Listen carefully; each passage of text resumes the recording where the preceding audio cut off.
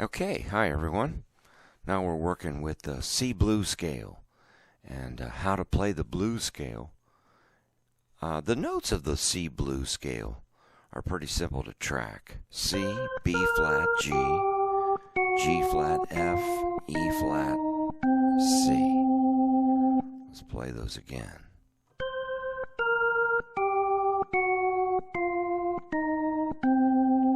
Going up. E flat, F, F sharp, G, B flat, C. So, when you play the blues scale just as a scale like that, it sounds like that. It's kind of dry. It doesn't have a whole lot of expression to it. It's just like the word says, scale. But the blues scale is not supposed to be used like that. It's supposed to be used to express an entire language known as blues. So when you hear blues people using the blues scale, it sounds like blues, right? These notes have certain functions. It does depend whether it's going to be a major blues or a minor blues. But for this demonstration, we're going to work on a major blues, your standard blues. Okay? So the C blues scale would be the blues scale that you would probably want to play most on a C blues. Okay? So you can play the blues scale throughout the entire blues course, which is usually 12 bars. We heard of the 12-bar blues. And in my Blues 101, I cover chord changes and how to work the chords of a 12-bar blues. But right here, we're learning how to play the blues scale, because you don't necessarily use the blues scale in just the C blues 12-bar, but you might use it in many other applications. The blues scale kind of covers some color tones that make for very interesting sounds. So if you start to take the blues scale and mix the way you play it, for instance, if you just play, well, that sounds pretty different. It doesn't sound just like the blues scale, but it sounds like some combination, like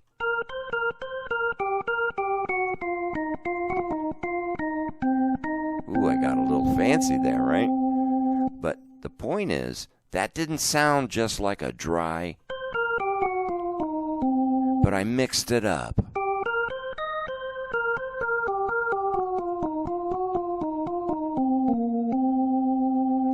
If you put those in a certain combination, we call them licks. So when you go to learn how to play licks, you will be learning how to play licks based off of different scales, right?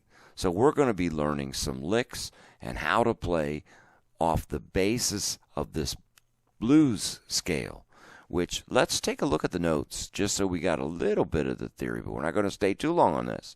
You notice that it plays, this is a C7 chord, right? Okay, so because it's a C7 chord, we've got to play this B flat because that's the dominant 7. And blues scale is usually played over a dominant 7. These extra little funny notes, that one right there and right there, those are color tones. So this is not the minor third when it's a major chord. This is what we would call the raised 9. It's an alteration that adds a flavor. It's like adding salt and pepper, okay? Because the key of C7 would only require you to play the B flat. That doesn't sound real bluesy, right? So we have to add some color tones, and that's what they do. There's the 5. We could see that's the 5 of C. Then it's got this funny note right there. A lot of people refer this to the blue note because of the rest of the notes. They kind of feel like they're in a key as C minor, but that one kind of throws a wrench into the system. That's the sharp 11. That's also known as the tritone. I talk a lot about the tritone. That tone right there has a lot of significance. But for now, we're just going to look at it as an alteration as the sharp 11. And you're saying, well, wait a minute. We're coming down. That's the 5. How can that be sharp 11? I'll explain this in a minute. Then you got the 4, right? Then you got this one right here that you thought was minor maybe. And now that we're looking at it as C major, we know that, there's a conflict there. Yeah, there is, because this is the raised 9. Both these two notes, notice the numbers that I'm using, 9 and 11. Those numbers are higher than 7 and 5 and 4 and 1. So these two notes actually kind of belong up here. 9, 11, if this is 3 and this is 7. Hear that? I'm just adding those two colors only with the 3 and the 7. Why the 3 and the 7? Because those are the ones that define C7. See? It's a major chord. It's a dominant 7 chord. It's got this thing you thought was a minor. Now we're realizing, it's got the major there, but that sounds great up there. That's called the raised 9. That one's even cooler. That's the sharp 11. Okay? Those are being added to standard tones. That's what makes up the blues scale. It's almost like you're playing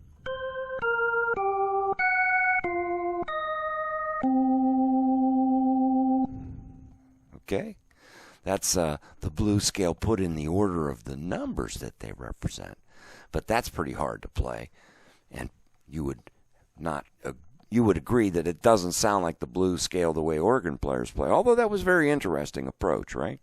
Okay, and music is an approach. So as a creator, as an artist, you can take the C blues scale and do things like that to it if you choose. Become an original, way of playing something new in the blues scale. All right, so we're going to take some of these notes now. Instead of just playing it like a linear scale, we're going to start mixing a couple things. So we're going to first start with going down and up on the same note that we just previously played, for instance. See, I played the C, then I played the B flat, but I went back up to the C. Now I come back down to the B flat and go.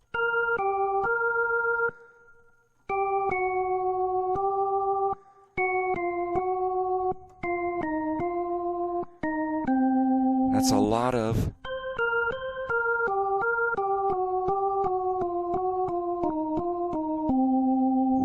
That does sound kind of interesting, doesn't it? Now, if you start to speed that up,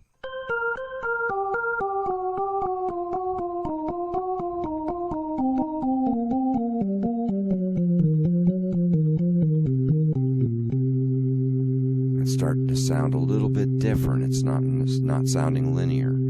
Now, I like to look at this area right here as a pivot point, because you have in the middle of the scale that area where it converges from the 5 into some colors and then back out into 1. So I like to call this area a good place to start licks off of the 5, because you've got these colors right here. So I like to take that.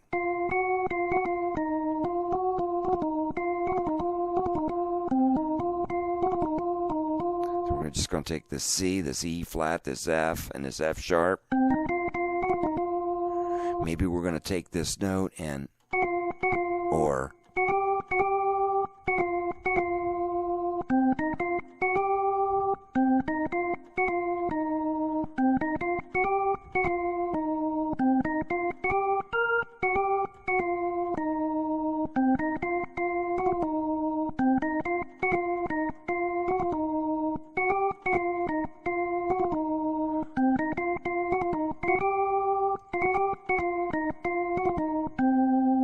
I just played a whole bunch of licks right in there. That's what's a lick. It's just using the scale in a particular order that kind of becomes like just groovy. Becomes a lick that you can count on.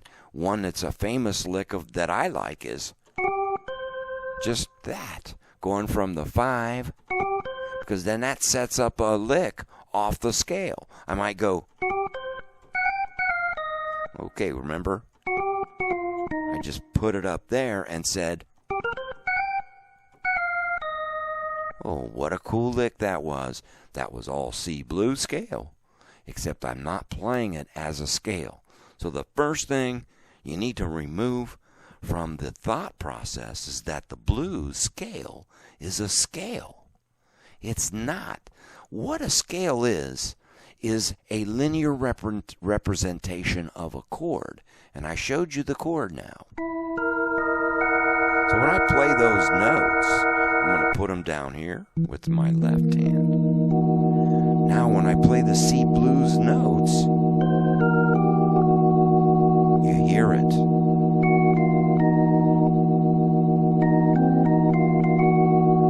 You almost think that this sounds out of tune. And it does right now because it's playing against the sharp 11. It's going to have conflict. This is going to have conflict. Hear it? But these notes is what brings you in and out of these colors, right? Because you're going to say,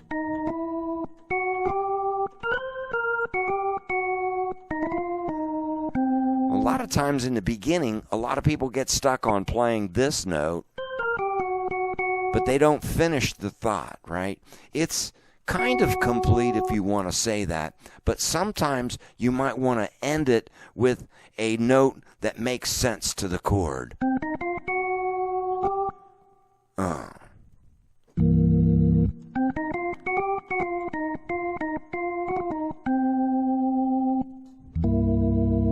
So there's my C7. The two most important notes, E, B flat, 3, major, 7, dominant.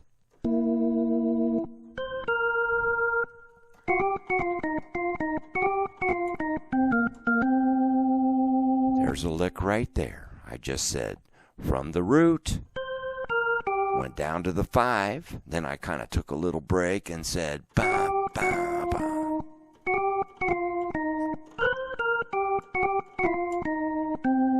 Ooh, there's a really cool lick. And notice that I sliding and grace notes are so prevalent in organ playing that because of the nature of the keyboard and the way it works, the more you slide, the more it sounds unique and personal to the way you like to express it. And that's why when everyone plays a blues scale, it sounds a little different because it's the way you express it. But it's all coming from combining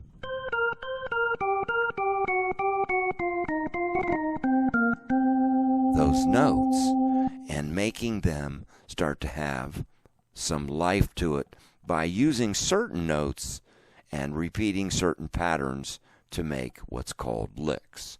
And that's the purpose of this educational tip. So far, we've learned that the C blues scale is an altered scale for C7, dominant 7. We determined that the 3 and the dominant 7 tells us some very important things because the 3 says major or minor. It's important to know, is that a minor or is that a sharp 9, right? Well, if it's a major chord, that's a sharp 9. If it's C major, if it's a C minor, that's the minor 3rd. And the blues scale works for C minor as well. The only note that ends up being a passing kind of tone is that note again, that blue note, because it ends up not being an alteration of C minor, because then it makes it a half diminished. Now the scale will work. That's what's so cool about the blues scale. It works in many applications. It can work going to the relative minor as well as staying on the dominant 7 because it has those tonal colors that are common to major and minor. you're always going to have a dominant 7. The change is this 3, and that's what we call chord quality, okay? So now we also learn that the blues scale is a scale that is an altered scale that represents this special chord called a sharp 9 raise 11. Now you can put this note down here and put it down in here. You could think of this as an altered chord because it's got the flat 5 and the raised 9. In this case, I like to think of this as a sharp 4.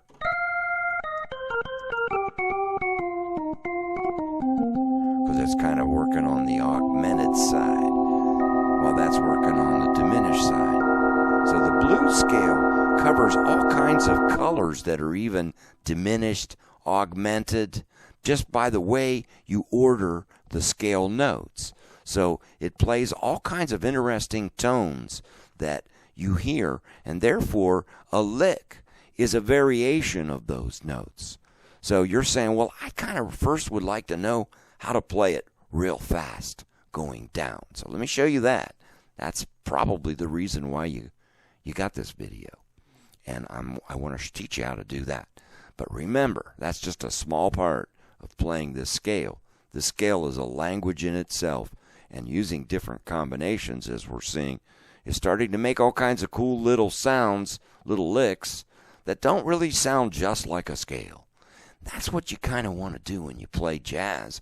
Is you don't want to necessarily make it sound like a scale. You want to make it sound like an expression, like a thought, like a sentence, right? So these solos are like conversations, right? So let me show you how to play it fast. So I showed you kind of how to roll. Now I like to take this note and call it a pivot note. I don't know what other term to use it for, but I don't actually do the up and down in this area because it's a pivot point where it crosses from this side to this side.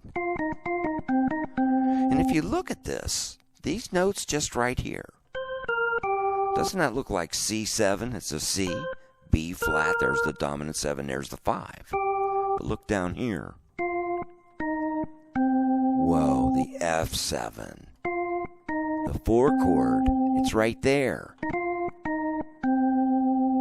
Right? Where's the 5 chord? G7. What else do I have of G7? Well, I could say G7 raise 9. G7 sus. So those blue notes is the pivot point between this side and this side. So what I like to do is go use that as a place to get my hand reset to play the same thing down here.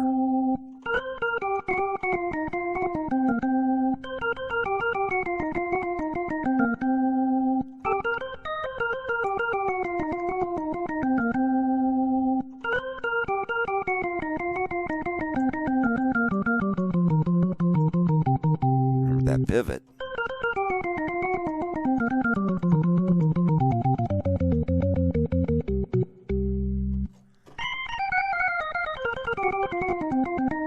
Sometimes what I like to do when I add, did you see I went?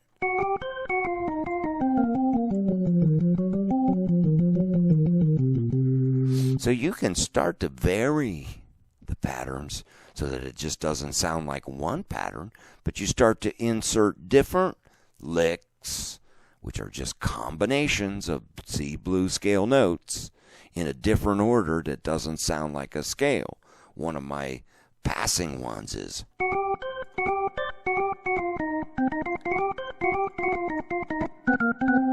right, so if I'm going to start off the root, I might go up the flat 9, up to the 5 that way. There's the 7. There's the root. Ooh, that went up there and played the tritone. The sharp 11. Those two notes are blues scale.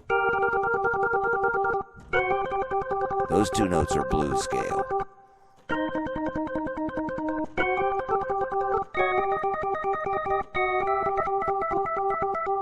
Ooh, what did I just do? Why did you just do that? All right. It's a C7.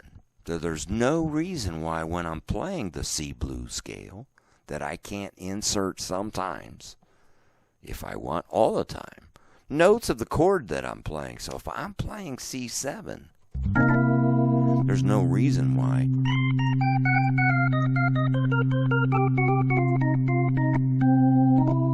Ooh.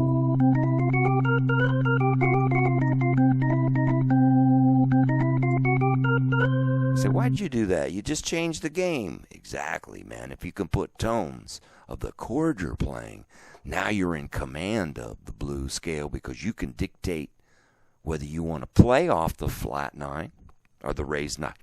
The raised 9, whether you want to play off of that or whether you want to play off the major third. Because they both play a very important role together because they're in the chord.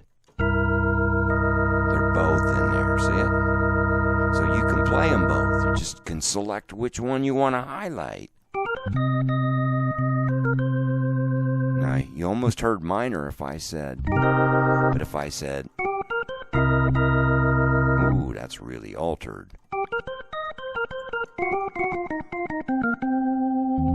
Now I went to the 4 chord, the F7. So how do I treat C on the 4 chord? Well, remember I showed you this little part that it's, well, I could stay right in this area. There's the 9 of F. And now all of a sudden this sharp 11 becomes just a nice little place to slide. Because it's the flat 9 of F.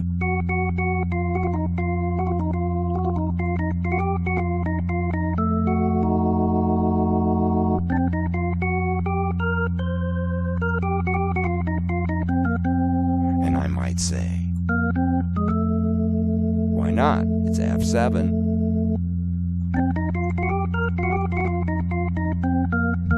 Ooh, you almost heard C was coming back because I kind of, that's the major way of saying it. That's a bluesy altered way, right? Don't even give it up on the major.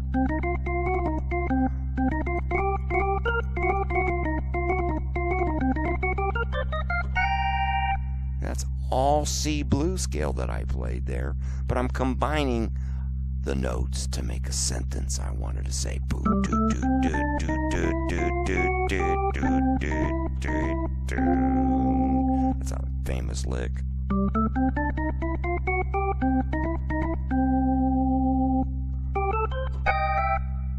I like that one too. I went from the raised 9 to the major third, held the 5 down.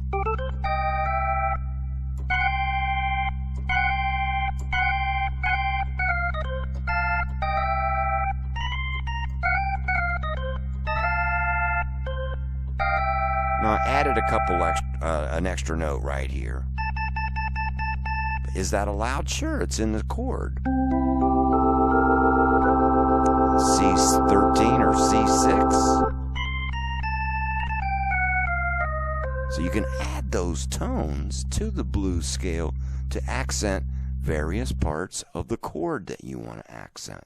So the blues scale can be used exclusively with blues scale notes, or it can be used in combination with chordal tones on the chord that you're on. And you've seen now that the C blues scale also covers the first 3 notes of the 4 chord, the F7.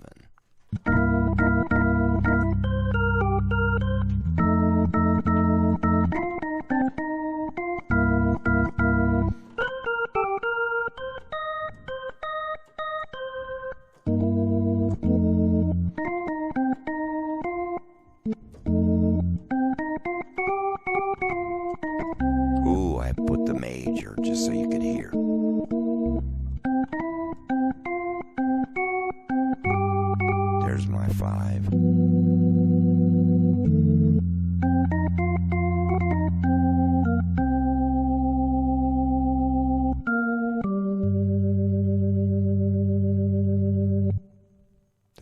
starting to make sense now, isn't it? Wow, it's not that difficult. No, you don't want to make music difficult, because then it's just difficult, right? You want to make it so that it tells a story when you're playing the music of blues. And a story doesn't necessarily mean a lot of notes. It means expressing the notes so that you can feel what's being said. Bluesy. That's why we say, man, that cat really plays bluesy. When I say B.B. King, he was the blues scale, you know? He ended up being the blues scale.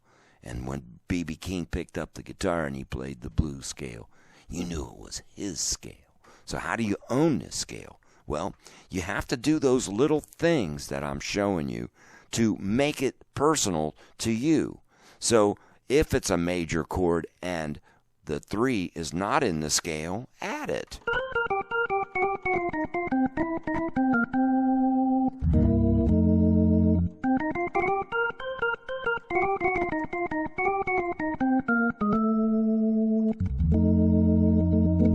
There's the 3 for F.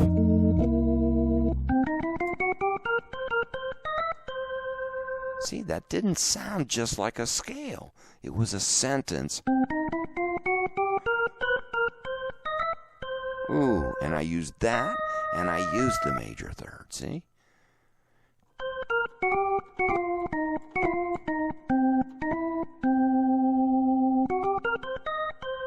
So a lot of licks start off the root, or they start off the 5.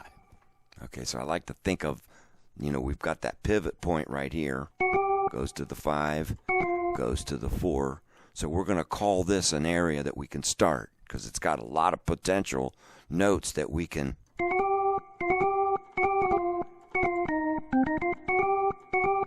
So we can go up, down.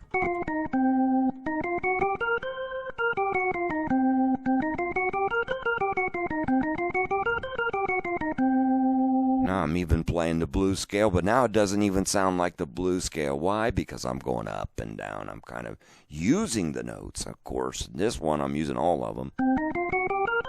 Now more.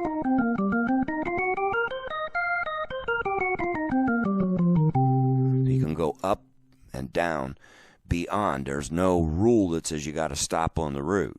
You can start or stop anywhere you want, and it doesn't necessarily have to stop in the blues scale. It could come out and be in the harmony of the chord. And that's how the masters of the blues use it. That's why they sound so in control, just because they're being able to define what chords you're playing. So it's not some kind of mystery of, the blues scale. If I, get the mystery of it, I'll uncover some. No, there's nothing to uncover, man. It's just an altered scale that has a sharp 9 and a raised 11 and your imagination. And it's got to have this note because it's C7. It's a dominant 7. If it doesn't have this note, we're not in dominant 7 land anymore, and we can't do any of these. So it's because of this dominant 7 that we can add these new color tones to it. So a review now of how to play it fast. So sometimes when I'm going up, I might even simply, and that's something really cool about the organ waterfall key. Now I know it's designed with no edges here so that you can roll, right? You can really. And if you're playing one-handed blues because you have a bass player, this hand becomes really useful for making patch changes, control changes, drawbar changes, right? But if you're playing the bass, now I have another way to slide that's just as effective. Now you can use the right hand's palm, right? That works too. But if you just take your fingers and just, the organ keyboard does not require you to press down very hard in order to make sound. The trigger points are real low. I'm barely pushing these notes down, so you can get real fast.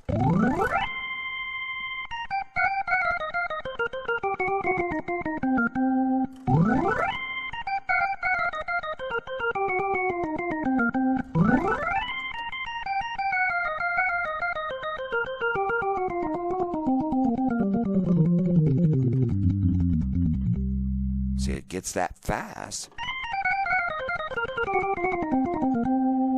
How? You got it. Repetitive, repetitive, repetitive. And if you give up after one day, man, you fell way short. It's a lifetime to learn how to play them this way, okay? Because there's a billion combinations. It's just not one way. And if you listen to 5 organ players play the C blues scale real fast, I'll bet you'll hear 5 variations, just because it's how you pick it up in your hand and how you use it.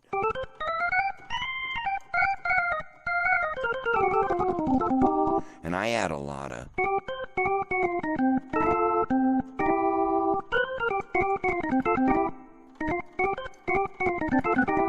those are like little patented statements that give me a little flair in my blues scale.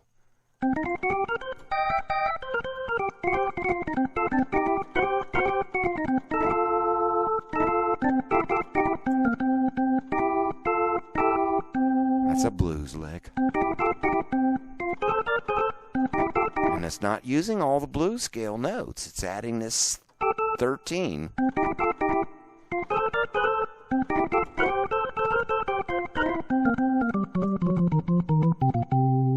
Is just a 6, okay? And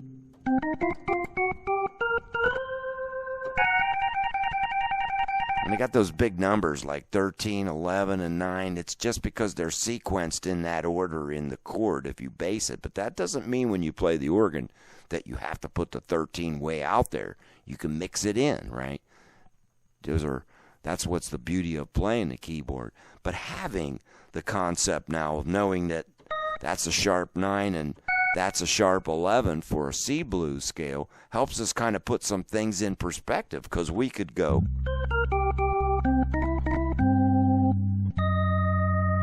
So we could put the color outside of this octave if we want. I just use this as a grace note sliding, but I use the sharp 9 up here. Right, that's definitely in the right order.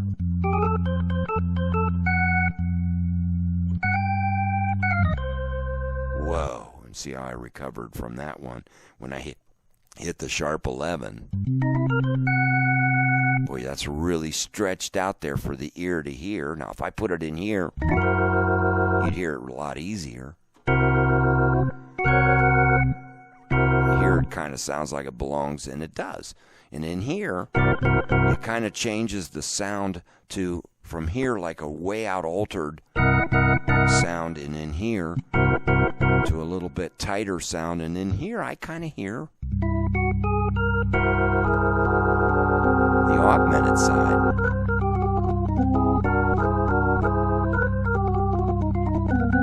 Out here, I hear the diminished.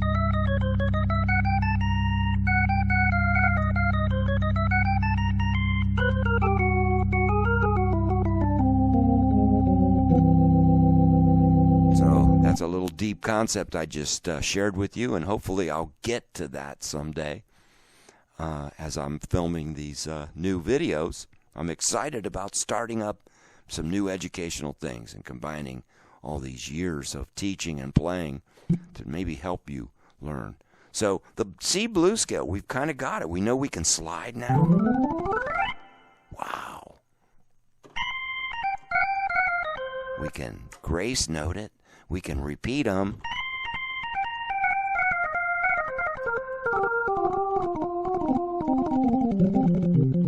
Well, it didn't seem that hard now, does it? I just played it fast. Let me slow it down.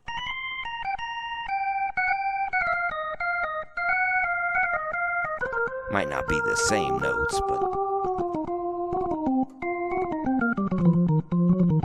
they're the same notes because they're C blues scale combining color tones, major thirds, right?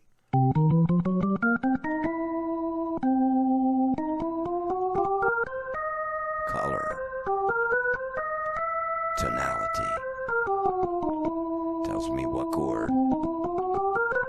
An alteration. Major.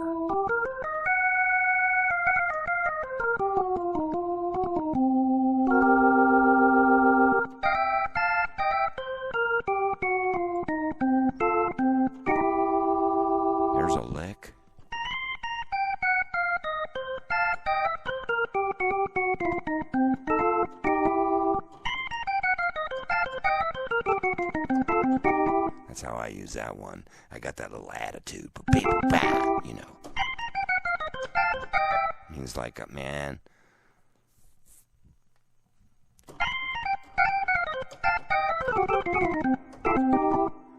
So you want to wrap them up, and you don't want it to just sound like a typewriter. You want it to have some rhythm expression as well. That's what makes the blues scale express itself. Variations of speed, variations of holding areas, repeating them.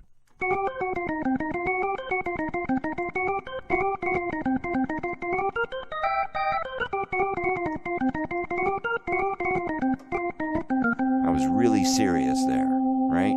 Because I had to make sure you understood what I was saying. You know what I'm saying? You know what I'm saying? I'm saying this. I'm saying this. I'm saying this. Can't you hear? I'm saying this. Get it? Got it? So when you're playing, you got to kind of put a little bit of an attitude into it because you're telling a story.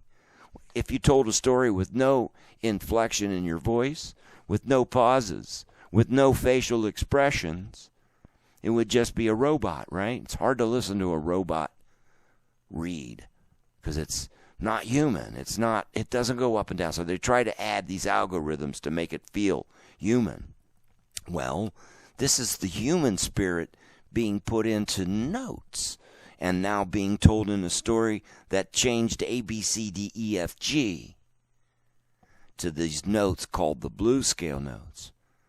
But we can't forget that they belong to a chord, and those chords bring in unique harmony that if we incorporate those harmony notes, we can start to sculpt the blues scale to have life outside of just the notes. By changing the combinations,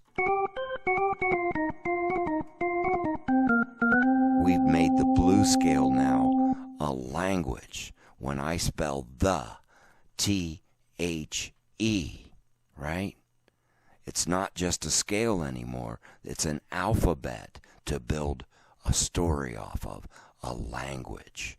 So the blues scale is actually a language. There are a lot of players that can make the blues scale work in every application. One of my favorite organ players that was the master of that was Jimmy McGriff. Man, Jimmy could make that blues scale sound good and appropriate in any situation. A master of it. So listen to some Jimmy McGriff if you really want to get into some blues. My opinion. I love Jimmy McGriff's feel, and it's his attitude about the music. Okay, so you got to put some of your attitude into it if you want to make it better. So great. Gave you a good start. Have some fun. I'd like to hear some of your interpretations of the blues scale. I'm going to take it out by playing a C blues, just so you can hear me play this in different applications. What's so cool about this lesson is you got the video, and remember, you've got the Meticulous data that you can just load this file for free with the download of Meticulous, meticulous.com. You can take a look at all of these notes and study it that way. So a little thank you, C Blues, and we're going to call this I'm Back in Business. Look out.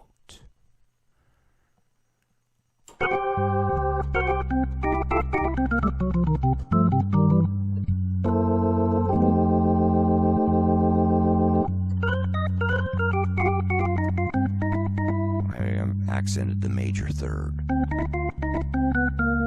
I made it sound like I'm doing a turnaround. Now you hear F because I'm concentrating on F.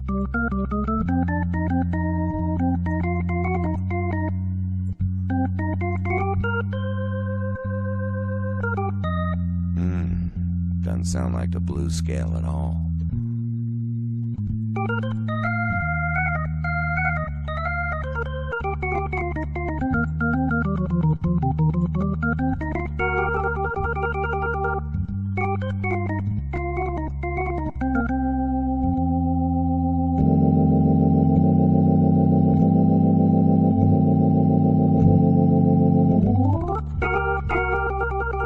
You like that slide?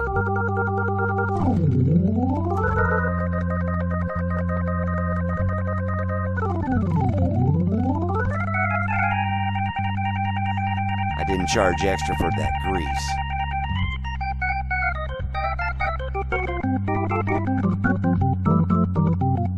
See, I got a little upset because I dribbled over there, so then I played a little extra hard expression there.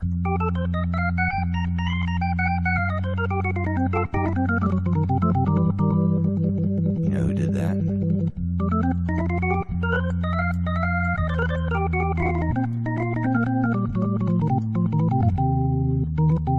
The master. If he made an error, he'd make it sound right and then play like crazy right after, where you'd forget everything.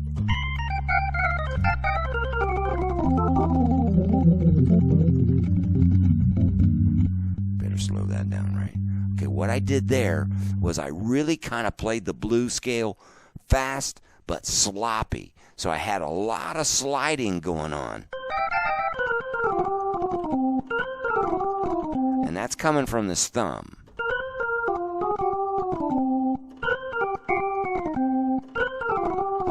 So I'm still playing all the notes on the top of it. But I'm taking the thumb and I'm dragging it underneath. Hear it? That's the $1 million answer to how to play the blues scale fast. I really loosened it up there.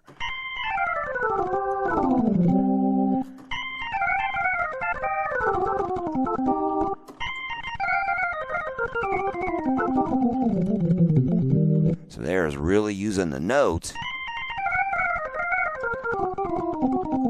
but also doing a little bit of sliding as I move the positions of my hand from this to that to that to that. Remember? You got this, C7, F7.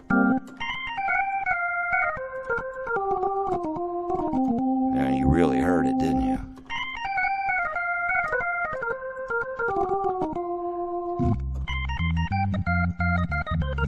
Ooh, face to face. Who was that? Face to face. Babyface Willette. That's a C blues scale lick, see?